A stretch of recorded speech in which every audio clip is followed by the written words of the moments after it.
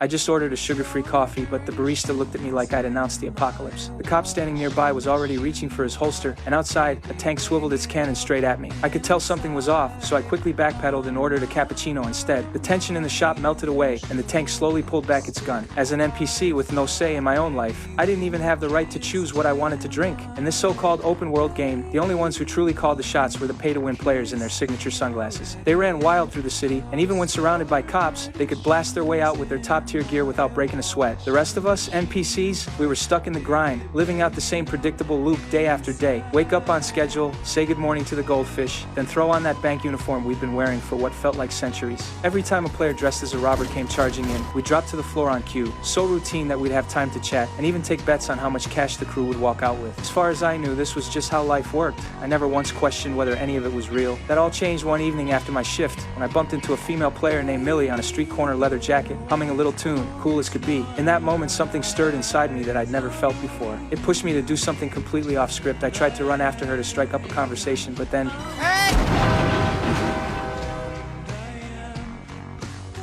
Thankfully, I respawned the next day at full health, but something about me had quietly shifted. The next time robbers stormed the bank, I suddenly felt like the whole routine was completely pointless. That's when I caught a glimpse of Millie again, walking away in the distance. My coworker Buddy told me to drop the fantasy, said the sunglasses crowd and people like us weren't even in the same league. That only fired me up more. I was done just sitting there and taking it. I got up and went straight for the robbers' sunglasses. The players watching on their screens were completely thrown off, and one of them beat me down on the spot, figuring it was just a glitch. The next second, I got back up and squared off with that player face to face. In the scuffle, I accidentally pulled the trigger. Every NPC in the room froze in disbelief, and then I ran straight out of the bank. The moment I slipped on those sunglasses, the ones that marked who really mattered in this world, everything looked different. The entire city lit up with neon mission markers, floating coins, and health packs scattered everywhere. I reached out and grabbed a med kit off the side of the road, and just like that, the cuts on my face closed up instantly. Right then, a player fumbled and got instantly eliminated. Without hesitating, I grabbed the money bag he dropped, and my account jumped by the equivalent of 6 months worth of my salary. I cashed out everything on the spot and finally bought the sneakers I'd been eyeing forever. Just as I was about to go find Millie, back in the real world, two developers at the game company Keys and Mauser had already flagged something strange. The footage of me attacking players and looting resources made them think a hacker had gotten into the system as a prank. To get things back under control, they jumped into the game themselves with admin privileges. Keys went in as a hot-headed cop, and Mauser rolled in as a pink bunny. They tried to interrogate me, but I had no idea what they were getting at. Nice skin. Thank you.